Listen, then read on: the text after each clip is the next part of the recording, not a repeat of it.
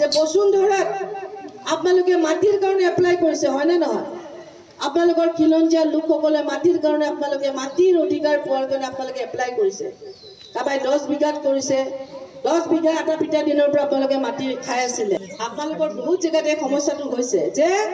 10 বিঘা যদি এপ্লাই কৰিছে তেওঁলোকে পাইছে 5 কোঠা ওপৰত পাইছে 1 বিঘা বাকি 9 বিঘা বাকি আপনাৰ মাটি 9 বিঘা সৰকাৰে লৈ গল আপনাৰ হাতৰ পৰা লৈ গল আপনাক এপ্লাই কৰিব দিছিলে আপনাক পাব বুলি আপনি ভাবি আছিল আপনি পাব বসুন্ধৰাত আপনি এপ্লাই কৰিলে 10 বিঘাৰ আপনি পালে 1 বিঘা 9 বিঘা মাটি লৈ গল লৈ গৈ সরকারে সৰকাৰীকৰণ কৰি পেলালে আৰু সেই মাটিটো এতিয়া সৰকাৰে কাক দিব জানে কাক দিব কওকচোন এইখিনি কথা ৰাইজে জানে কাক দিব এই যে কা আইনৰ জৰিয়তে বাংলাদেশৰ পৰা যে আনিব মানুহবিলাক তেওঁলোকক সেই মাটিবিলাকত তেওঁলোকক বহুৱাব পুৰণা দণ্ডকীয়া নখন চলে নেকি বজাৰত চলে নচলে বাইদেউ সকলে কৈছে মই কালি নগাঁৱত মিলি কৈছো নাই দাদা 2 টকীয়া নখনটো কামেই নাই আছে কওক কংগ্ৰেছৰ অৱস্থা যেনেকুৱা হৈছে কংগ্ৰেছৰ গাড়ীখনৰ বোলে পামচাৰ হৈছে আমি ভাল গাড়ী উঠিনে পামচাৰ হোৱা গাড়ী উঠো ভোট ক'ত দিব লাগিব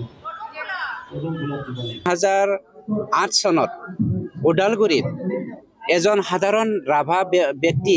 আৰু এজন সাধাৰণ মুছলমান ব্যক্তিৰ কাজিয়াটো কেনেকৈ বড়ো মুছলমানৰ কনফ্লিক্ট কৰাই দিছিলে কাৰ দিনত হৈছিলে কোনে কৰাইছিলে এখেতকে সোধক 2014 চনত যিটো হৈছে এইটো কোনে কৰাইছিলে বৰপেটাত সেইটো সোধক আসল কথাটো হ'ল পুৰণি কথাবোৰ আমি আকৌ মানুহক উচতাই দি পেলাই কাম কৰিবলৈ বিচৰা নাই ইয়াৰ পৰা আমি মুক্ত বিচাৰিছোঁ আপোনালোকে চাওক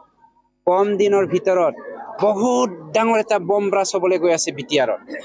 যি বম ব্ৰাছৰ দ্বাৰাই বিপিএফে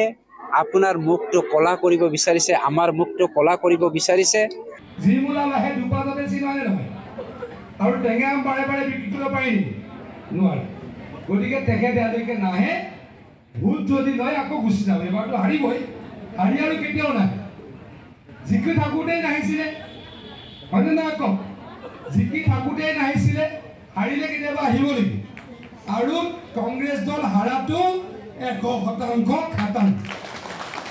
আজি বিজেপি যদি ইমানেই জনপ্ৰিয়তা আছে এতিয়া তেওঁলোকে অৰুণোদয় ফ্ৰম গাঁৱত কিয় বিলাই আছে 10 বছৰ শাসনত থকাৰ পাছত বিজেপিয়ে গাঁৱত গৈ ফৰ্ম বিলাবলগীয়া কি হৈছে কথাটো আৰু 1200 টকাৰ অৰুণোদয় 5 কেজি চাউলৰ কাৰণে অসমীয়া জাতিয়ে পৰিৱৰ্তনৰ শ্লোগান দিয়া নাছিলে পৰিৱৰ্তন শ্লোগান দিছিলে অসমীয়া ৰাইজে তাৰ উদ্দেশ্য আছিলে বিজেপি আহিলে বিদেশী যাব অসম চুক্তি ৰূপায়ণ হ'ব 6 জনগোষ্ঠীৰ জনজাতিকৰণ হ'ব চাহ শ্ৰমিকৰ মজুৰি বৃদ্ধি হ'ব যুৱক যুৱতী সংস্থাপন হ'ব অসম স্বাৱলম্বী হ'ব আত্মনিৰ্ভৰশীল হ'ব এতিয়া 1200 টকা অৰুণোদয় লৈ পেলাই অসমীয়া জাতি স্বাৱলম্বী হ'ব নেকি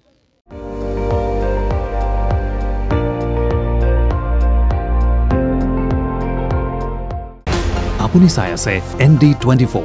সৰ্বশ্ৰেষ্ঠ নহয় সৰ্বোত্তমৰ দৌৰত